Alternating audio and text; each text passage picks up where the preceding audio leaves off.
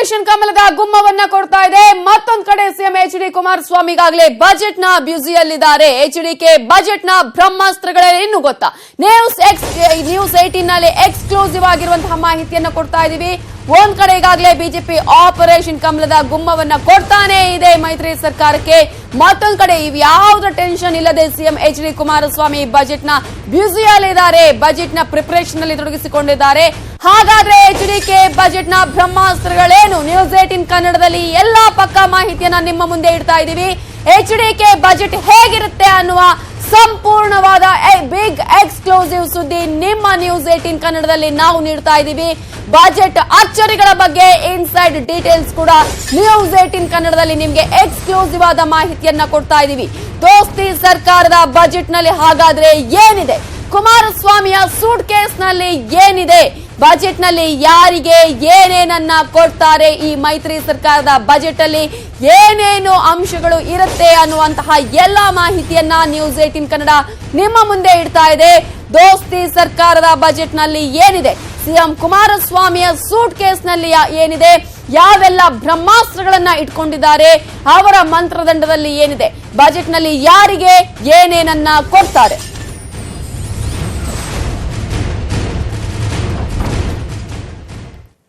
ದೋಸ್ತಿ ಸರ್ಕಾರದ ಬಜೆಟ್ ನಲ್ಲಿ ಹಾಗಾದ್ರೆ ಏನಿದೆ? ಮೈತ್ರಿ ಸರ್ಕಾರದ ಬಜೆಟ್ ನಲ್ಲಿ ಯಾರ್ಯಾರಿಗೆ ಏನೇನನ್ನ ಕೊಡ್ತಾರೆ ಅಂತ ನಾವು ನೋಡ್ತಾ ಹೋಗೋದಾದ್ರೆ, ಜನಪರ ಬಜೆಟ್ ಅನ್ನ ಮಂಡನೆ ಮಾಡಲಾಗುತ್ತೆ. ರೈತ ಪರ ಬಜೆಟ್ ಅನ್ನ ಈ ಸಲ ದೋಸ್ತಿ ಸರ್ಕಾರ ಮಂಡನೆ ಮಾಡುತ್ತೆ. ರೈತ ಪರ ಬಜೆಟ್ ಹಾಗೇನೆ ಜನಪರ ಬಜೆಟ್ ಅನ್ನ ಮಂಡನೆ ಮಾಡುವ ಸಾಧ್ಯತೆ ಇದ್ದು, ರೈತ ಸ್ನೇಹಿ ಯೋಜನೆಗಳನ್ನ ಘೋಷಣೆ ಮಾಡುವಂತಹ ಎಲ್ಲಾ ಸಾಧ್ಯತೆಗಳು ಇದೆ. ನ್ಯೂಸ್ 18 ಕನ್ನಡಕ್ಕೆ ಈಗಾಗಲೇ ಈ ಬಜೆಟ್ ನ ಅಂಶಗಳು ಕೂಡ ಮಾಹಿತಿಗಳು ಲಭ್ಯವಾಗಿದ್ದು, ಜನಪರ ರೈತ ಪರ ಬಜೆಟ್ ಮಂಡನೆ ಮಾಡುವ ಸಾಧ್ಯತೆ ಇದೆ. ಕೃಷಿಯಲ್ಲಿ ಹೊಸ ಕ್ರಾಂತಿಗೆ ಈಗ ಸಿಎಂ ನಿರ್ಧಾರವನ್ನ ಕೂಡ ಮಾಡಿದ್ದಾರೆ. ರೈತ ಸ್ನೇಹಿ ಯೋಜನೆಗಳನ್ನ ಘೋಷಣೆ ಮಾಡುವಂತಹ ಎಲ್ಲಾ ಸಾಧ್ಯತೆಗಳು ಈ ಸಲದ ಬಜೆಟ್ ನಲ್ಲಿ ಇರಲಿದೆ. ಈ ಹಿನ್ನೆಲೆಯಲ್ಲಿ ಜನಪರ ರೈತ ಪರ ಬಜೆಟ್ ಮಂಡನೆ ಮಾಡುವ ಸಾಧ್ಯತೆಗಳು ಕೂಡ ಇದೆ. ಆ ಅಂಶಗಳು ಕೂಡ ನ್ಯೂಸ್ 18 ಕನ್ನಡಕ್ಕೆ ಲಭ್ಯವಾಗಿದೆ. ರಾಷ್ಟ್ರೀಕೃತ ಬ್ಯಾಂಕ್ಗಳ ಸಂಪೂರ್ಣ ಸಾಲ ಮನ್ನಾ ಮಾಡುವಂತಹ ಪ್ರಯತ್ನ ಕೂಡ ಈ ಸಲದ ಬಜೆಟ್ ನಲ್ಲಿ ಆಗುತ್ತೆ. 44,000 ಕೋಟಿ ಸಾಲ ಮನ್ನಾ ಮಾಡಲಾಗುತ್ತೆ.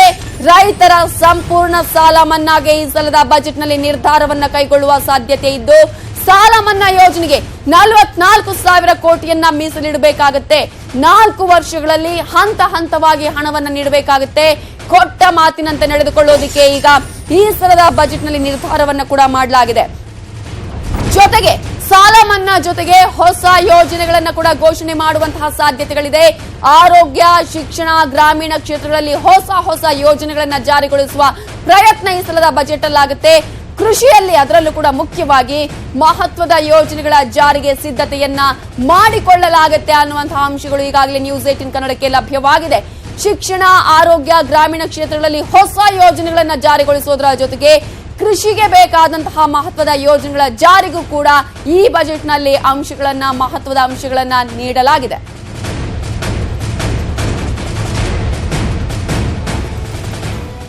ಮತ್ತೊಂದು ಕಡೆ ಶಿಕ್ಷಣ, ಆರೋಗ್ಯ, ಲೋಕೋಪಯೋಗಿ, ಇಂಧನ, ವಸತಿ, ಪ್ರಾಥಮಿಕ ಪ್ರೌಢ ಶಿಕ್ಷಣ ಹಾಗೆಯೇ ಮಹಿಳಾ ಮತ್ತು ಮಕ್ಕಳ ಕಲ್ಯಾಣ ಇಲಾಖೆಗಳಿಗೂ ಕೂಡ ಈ ಬಜೆಟ್ ನಲ್ಲಿ ಆದ್ಯತೆ ನೀಡುವ ಸಾಧ್ಯತೆ ಇದೆ. ಈಗಾಗಲೇ ನ್ಯೂಸ್ 18 ಕನ್ನಡಕ್ಕೆ ಸಿಕ್ಕಿರುವ ಮಾಹಿತಿಯ ಪ್ರಕಾರ ಎಲ್ಲಾ ಕ್ಷೇತ್ರಗಳಲ್ಲೂ ಕೂಡ ಶಿಕ್ಷಣ ಆಗಿರ್ಬೋದು, ಆರೋಗ್ಯ ಇಲಾಖೆಗಾಗಿರ್ಬೋದು, ಲೋಕೋಪಯೋಗಿ ಕ್ಷೇತ್ರಕ್ಕಾಗಿರ್ಬೋದು, ಇಂಧನ ಕ್ಷೇತ್ರಕ್ಕಾಗಿರ್ಬೋದು, ವಸತಿ ಇಲಾಖೆಗೆ, ಪ್ರಾಥಮಿಕ ಪ್ರೌಢ ಶಿಕ್ಷಣ ಇಲಾಖೆಗೆ, ಮಹಿಳಾ ಮತ್ತು ಮಕ್ಕಳ ಕಲ್ಯಾಣ ಇಲಾಖೆಗೂ ಕೂಡ ಹೊಸ ಯೋಜನೆಗಳನ್ನ ಜಾರಿಗೊಳಿಸುವ ಸಾಧ್ಯತೆ ಇದೆ. ಈ ಬಾರಿಯ ಬಜೆಟ್ ಗಾತ್ರ ಕೂಡ ಹಾಗಾದ್ರೆ ಹೆಚ್ಚಾಗಲಿದೆ ಅನ್ನುವ ಮಾಹಿತಿ ಕೂಡ ಲಭ್ಯವಾಗಿದೆ. ಕಳೆದ ಬಾರಿಯ ಬಜೆಟ್ 2,14,488 ಕೋಟಿ ರೂಪಾಯಿಯ ಬಜೆಟ್ ಆದ್ರೆ ಈ ಸಲದ ಬಜೆಟ್ 2,50,000 ಕೋಟಿ ರೂಪಾಯಿಯ ಬಜೆಟ್ ಆಗಲಿದೆ. ಈ ಸಲದ ಬಜೆಟ್ ನ ಗಾತ್ರ ಕೂಡ ಜಾಸ್ತಿ ಆಗಲಿದೆ ಅನ್ನುವ ಮಾಹಿತಿ ಕೂಡ ಈಗಾಗಲೇ ಲಭ್ಯವಾಗಿದ್ದು, ಸಾಮಾನ್ಯ ಹಿಂದುಳಿದ ವರ್ಗಗಳು, ಪರಿಶಿಷ್ಟ ಜಾತಿ ಮತ್ತು ವರ್ಗಗಳಿಗೆ ಈ ಸಲದ ಬಜೆಟ್ ನಲ್ಲಿ ಬಂಪರ್ ಕೊಡುಗೆಯನ್ನ ನೀಡುವಂತಹ ಸಾಧ್ಯತೆ ಇದೆ. ಲೋಕಸಭೆ ಗೆಲ್ಲೋಕೆ ದೋಸ್ತಿ ಸರ್ಕಾರ ಈಗಾಗಲೇ ಬೊಂಬಾಟ್ ಬಜೆಟ್ ಅನ್ನ ನೀಡಲಿದೆ ಅನ್ನುವಂತಹ ಮಾಹಿತಿಗಳು ಕೂಡ ಈಗಾಗಲೇ ನ್ಯೂಸ್ 18 ಕನ್ನಡಕ್ಕೆ ಲಭ್ಯವಾಗಿದೆ.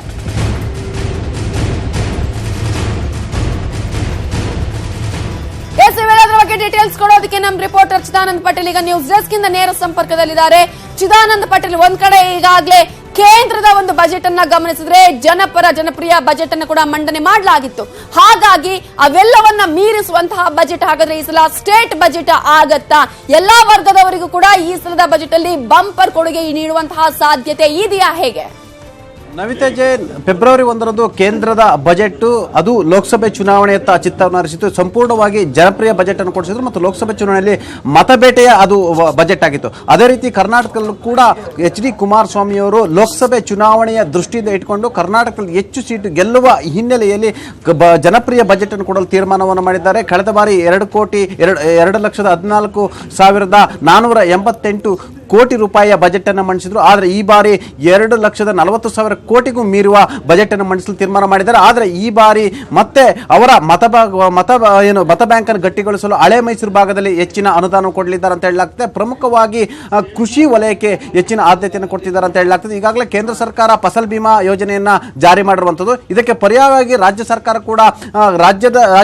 ಕೂಡ ರಾಜ್ಯದ ರೈತರಿಗೆ ಫಸಲ್ ಬಿಮಾ ರೀತಿಯಲ್ಲಿ ಮತ್ತೊಂದು ವಿಮಾ ಯೋಜನೆಯನ್ನ ಸ್ವಂತ ಯೋಜನೆಯನ್ನ ಜಾರಿ ಮಾಡಲು ತೀರ್ಮಾನವನ್ನು ಮಾಡಿರುವಂತದ್ದು. ಅದರಲ್ಲಿ ಪ್ರಮುಖವಾಗಿ ಈಗಾಗಲೇ ರೈತರ ಸಾಲ ಮನ್ನಾ ವಿಚಾರವನ್ನ ಈಗಾಗಲೇ ಮುಖ್ಯಮಂತ್ರಿಗಳು ಘೋಷಣೆಯನ್ನು ಮಾಡಿದ್ದಾರೆ. ಆದರೆ ಈ ಬಜೆಟ್ ನಲ್ಲಿ ಅಲಾಟ್ಮೆಂಟ್ ಮಾಡಲಿದ್ದಾರೆ ಅಂತ ಹೇಳಲಾಗ್ತದೆ. ಒಟ್ಟು 46,000 ಕೋಟಿ ರೂಪಾಯಿನ ಅಲಾಟ್ಮೆಂಟ್ ಮಾಡಲಿರುವಂತದ್ದು. ಅದು 4 ವರ್ಷಗಳಿಗೆ ಹಂತವಾಗಿ ತೀರಿಸುವ ಸಂಬಂಧಪಟ್ಟಾಗೆ ಬಜೆಟ್ ನಲ್ಲೇ ಘೋಷಣೆಯನ್ನು ಮಾಡಲಿದ್ದಾರೆ. ಹಾಗಾಗಿ ಒಂದು ವೇಳೆ ಈ ಸರ್ಕಾರ ಬಿದ್ದರೂ ಕೂಡ ಮುಂದಿನ ಯಾವುದೇ ಸರ್ಕಾರ ಬಂದರೂ ಕೂಡ ಇದು ದೊಡ್ಡ ತಲೆನೋವಾಗಿ ಪರಿಣಮಿಸಲಿದೆ. ಅವರು ಅನಿವಾರ್ಯವಾಗಿ ಜಾರಿ ಮಾಡುವಂತಹ ಸ್ಥಿತಿ ಕೂಡ ನಿರ್ಮಾಣವಾಗಲಿದೆ. ಇನ್ನು ಉಳಿದಂತೆ ಶಿಕ್ಷಣಕ್ಕೆ ಹೆಚ್ಚಿನ ಆದ್ಯತೆಯನ್ನು ಕೊಡುವುದು ಸಂಬಂಧಪಟ್ಟ ಹಾಗೆ ಪ್ರಮುಖವಾಗಿ ಪರಿಶಿಷ್ಟ ಜಾತಿ ಮತ್ತು ಪರಿಶಿಷ್ಟ ಮತಗಳತ್ತ ಚಿತ್ತರಿಸಲಿರ್ತಕ್ಕಂಥ ಮುಖ್ಯಮಂತ್ರಿ ಎಚ್ ಡಿ ಕುಮಾರಸ್ವಾಮಿ ಅವರು ಈ ಒಂದು ವರ್ಗಗಳಿಗೆ ಹೆಚ್ಚಿನ ಪ್ಯಾಕೇಜ್ಗಳನ್ನ ಘೋಷಣೆ ಮಾಡಲಿದ್ದಾರೆ ಅಂತ ಕೂಡ ಹೇಳಲಾಗ್ತಿದೆ. ಒಟ್ಟಿನಲ್ಲಿ ಈ ಬಜೆಟ್ ಕೂಡ ಜನಪ್ರಿಯ ಬಜೆಟ್ ಆಗಿರುವಂಥದ್ದು ಮತ್ತು ಘೋಷಣಾ ಬಜೆಟ್ ಆಗಿರುವಂಥದ್ದು ಮತ್ತು ಲೋಕಸಭೆಯ ಚುನಾವಣೆಯ ದೃಷ್ಟಿಯಿಂದ ಎಚ್ ಡಿ ಕುಮಾರಸ್ವಾಮಿ ಈ ಬಜೆಟ್ ಅನ್ನು ಮಂಡಿಸಲಿದ್ದಾರೆ ಅಂತ ಹೇಳಲಾಗ್ತಿದೆ. ನವಿತಾ ಜೈನ್, ಹಾಗೆ ಸಂಪರ್ಕದಲ್ಲಿರಿ ಚಿದಾನಂದ್ ಪಟೇಲ್. ಈಗಾಗಲೇ ಮತ್ತೊಂದಷ್ಟು ಅಂಶಗಳು ಕೂಡ ಈಗಾಗಲೇ ಈ ಬಜೆಟ್ ನಲ್ಲಿ ಇರಲಿದೆ. ಸಣ್ಣ ಹಿಡುವಳಿದಾರರಿಗೆ ಅನುಕೂಲವನ್ನ ಕಲ್ಪಿಸುವಂತಹ ನಿಟ್ಟಿನಲ್ಲಿ ಯೋಜನೆಗಳನ್ನ ಕೂಡ ಜಾರಿಗೊಳಿಸುವ ಸಾಧ್ಯತೆ ಈ ಸಲದ ಬಜೆಟ್ ಅಲ್ಲಿದೆ. ಗುಂಪು ಕೃಷಿ ಯೋಜನೆ ಜಾರಿಗೆ ಕೂಡ ಈ ಸಲದ ಬಜೆಟ್ ನಲ್ಲಿ ಚಿಂತನೆಯನ್ನ ಮಾಡಲಾಗಿದ್ದು ಕಡಿಮೆ ವೆಚ್ಚದಲ್ಲಿ ಹೆಚ್ಚು ಉತ್ಪಾದನೆಯ ಗುರಿಯನ್ನ ಹೊಂದಲಾಗಿದೆ. ಸಣ್ಣ ಹಿಡುವಳಿದಾರರಿಗೆ ಅನುಕೂಲ ಆಗುವಂತಹ ನಿಟ್ಟಿನಲ್ಲಿ ಗುಂಪು ಕೃಷಿ ಯೋಜನೆಯ ಜಾರಿಗೆ ಈಗಾಗಲೇ ಚಿಂತನೆಯನ್ನು ಕೂಡ ಮಾಡಲಾಗಿದೆ. ಕಡಿಮೆ ವೆಚ್ಚದಲ್ಲಿ ಹೆಚ್ಚು ಉತ್ಪಾದನೆಯ ಗುರಿಯನ್ನ ಹೊಂದಲಾಗಿದೆ. ಆ ರೀತಿಯಂತಹ ಯೋಜನೆಗಳನ್ನ ಜಾರಿಗೊಳಿಸುವ ಸಾಧ್ಯತೆ ಇದ್ದು ಶೂನ್ಯ ಬಂಡವಾಳ ಸಂಬಂಧಿ ಕೃಷಿಗೆ ಆದ್ಯತೆಯನ್ನ ನೀಡುವ ಸಾಧ್ಯತೆ ಇದೆ. ಕೃಷಿಕರ ಮೇಲಿನ ಹೊರೆಯ ಕಡಿತಕ್ಕೆ ನಿರ್ಧಾರವನ್ನು ಕೂಡ ಮಾಡಲಾಗಿದೆ. ಈ ಸಲದ ಬಜೆಟ್ ನಲ್ಲಿ ಹೊರೆಯನ್ನ ಕಡಿಮೆಗೊಳಿಸಬೇಕು, ಆ ನಂತರ ಆದಾಯವನ್ನ ಹೆಚ್ಚಳ ಮಾಡಬೇಕು ಅನ್ನುವಂಥದ್ದು ಈ ಸಲದ ಒಂದು ಕೃಷಿಯಲ್ಲಿ ಮಾಡ್ತಾ ಇರುವಂತಹ ಯೋಜನೆಗಳ ಒಂದು ಅಜೆಂಡಾ ಅಂತಾನೆ ಹೇಳಬೇಕಾಗುತ್ತೆ. ಮತ್ತೊಂದು ಕಡೆ ಕಬ್ಬು ಬೆಳೆಗಾರರಿಗೆ ಬಜೆಟ್ ನಲ್ಲಿ ಸಿಹಿ ನೀಡುವಂತಹ ಎಲ್ಲಾ ಸಾಧ್ಯತೆಗಳಿದೆ. ಸಕ್ಕರೆ ಕಾರ್ಖಾನೆ ಮಾಲೀಕರಿಗೆ ಬಿಸಿ ಮುಟ್ಟಿಸುವಂತಹ ಚಾನ್ಸಸ್ ಇದೆ. ಬಾಕಿ ಹಣವನ್ನ ಕೊಡಿಸೋದಕ್ಕೆ ಯಾರ್ಯಾರು ಮಾಲೀಕರು ಬಾಕಿ ಹಣವನ್ನ ಕೊಡೋದಿಲ್ವೋ ಅವರಿಗೆ ಬಿಸಿ ಮುಟ್ಟಿಸುವಂತಹ ಹಿನ್ನೆಲೆಯಲ್ಲಿ ಹೊಸ ಕಾಯ್ದೆಯನ್ನ ಜಾರಿಗೊಳಿಸುವಂತಹ ಸಾಧ್ಯತೆ ಕೂಡ ಈ ಸಲದ ಬಜೆಟ್ ನಲ್ಲಿದೆ. ಯಾಕಂದ್ರೆ ಸಾಕಷ್ಟು ಗಮನಿಸ್ತಾ ಇದ್ವಿ, ಬಾಕಿ ಹಣ ಈಗಾಗಲೇ ರೈತರಿಗೆ ಸಿಗ್ತಾ ಇಲ್ಲ, ಕಬ್ಬು ಬೆಳೆಗಾರರಿಗೆ ಸಿಗ್ತಾ ಇಲ್ಲ, ಸಕ್ಕರೆಯ ಕಾರ್ಖಾನೆ ಮಾಲೀಕರು ಈಗಾಗಲೇ ಹಣವನ್ನ ಕೊಡ್ತಾ ಇಲ್ಲ ಅಂತ ಹೇಳಿ ಪ್ರೊಟೆಸ್ಟ್ಗಳು ನಡೀತಾ ಇದೆ. ಹೊಸ ಒಂದು ಕಾಯ್ದೆಯನ್ನ ಜಾರಿಗೊಳಿಸುವ ಸಾಧ್ಯತೆ ಕೂಡ ಈ ಸಲದ ಬಜೆಟ್ ನಲ್ಲಿ ಇರಲಿದೆ.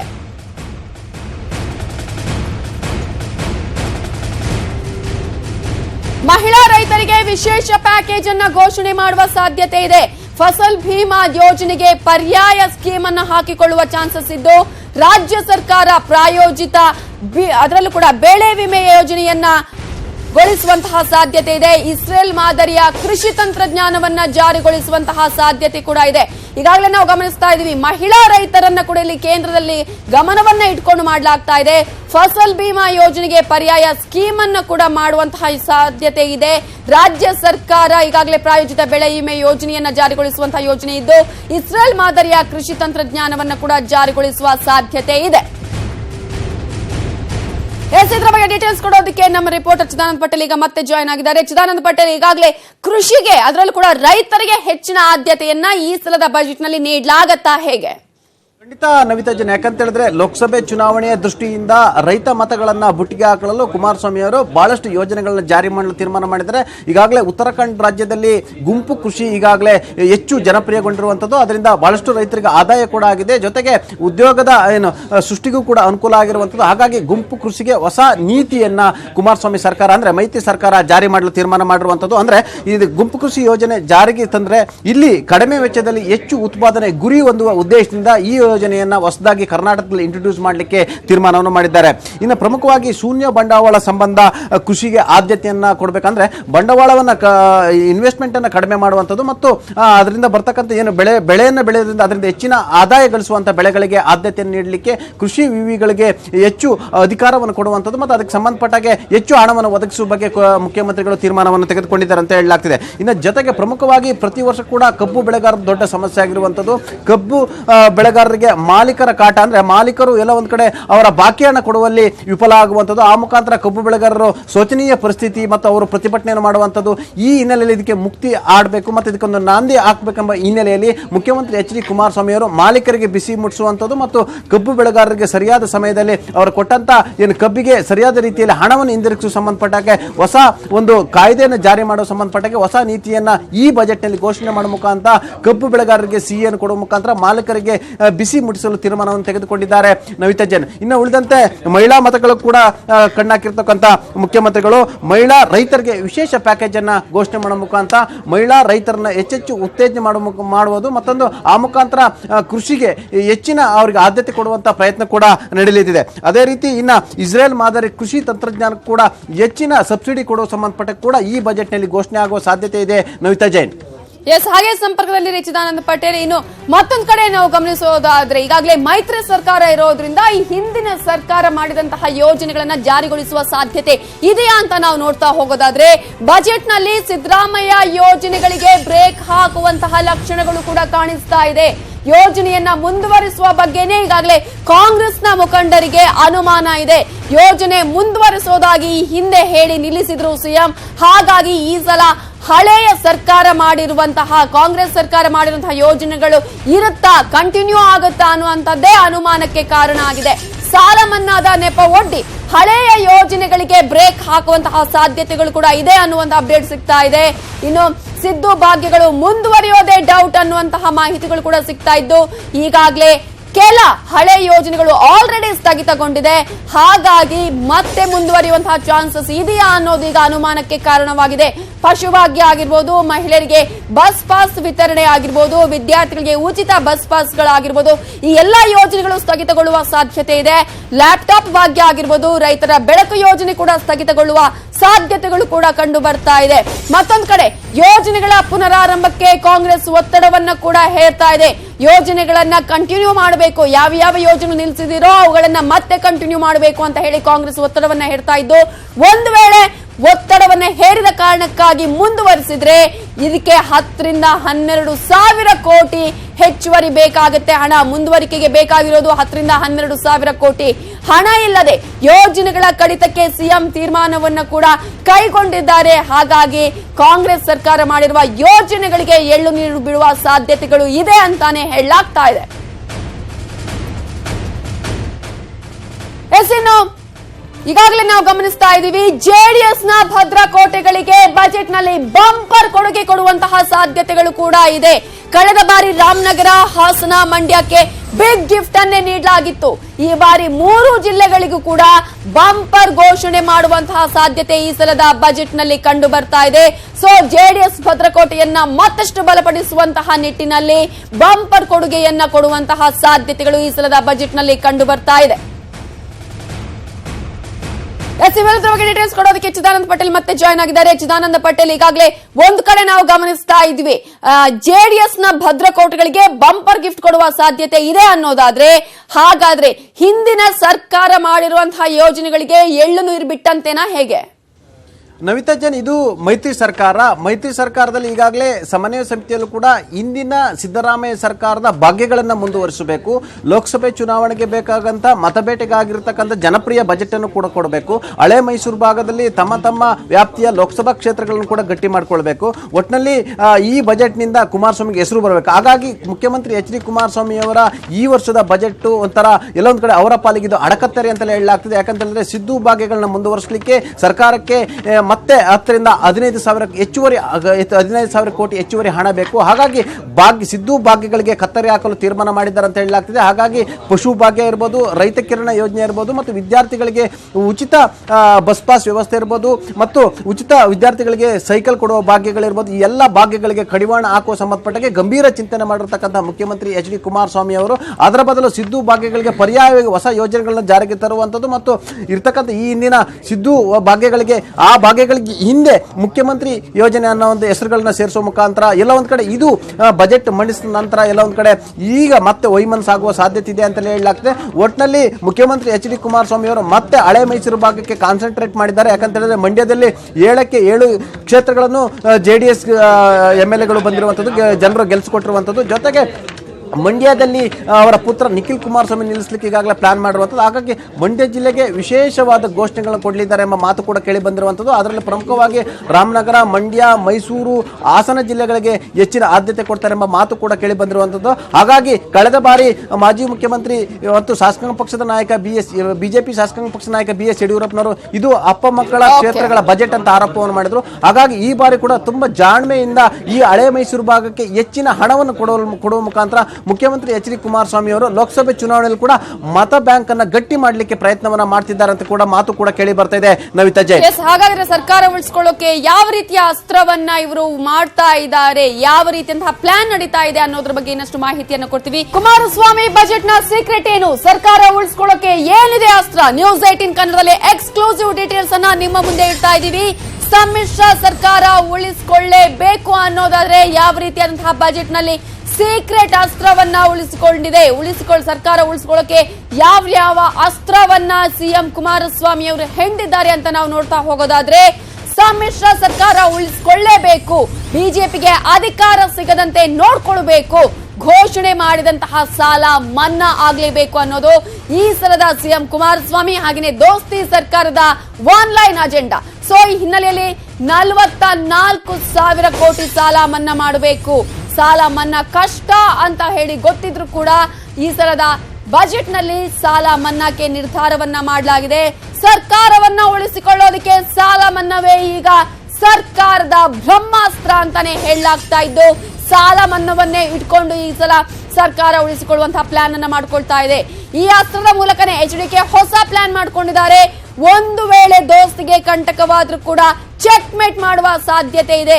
ಬಿಜೆಪಿ ಅಧಿಕಾರಕ್ಕೆ ಬಂದ್ರೂ ಕೂಡ ಆಡಳಿತ ಸುಲಭ ಅಲ್ಲ. ಯಾಕಂದ್ರೆ ಸಾಲ ಮನ್ನಾ ಘೋಷಣೆಯನ್ನ ಮಾಡಲಾಗಿದೆ, ಸಾಲ ಮನ್ನಾ ಮಾಡಲೇಬೇಕಾಗುತ್ತೆ. ಯಾರೇ ಅಧಿಕಾರಕ್ಕೆ ಬಂದ್ರೂ ಕೂಡ ಸುಲಭವಾಗಿ ಅಧಿಕಾರ ನಡೆಸೋದಕ್ಕೆ ಆಗೋದಿಲ್ಲ.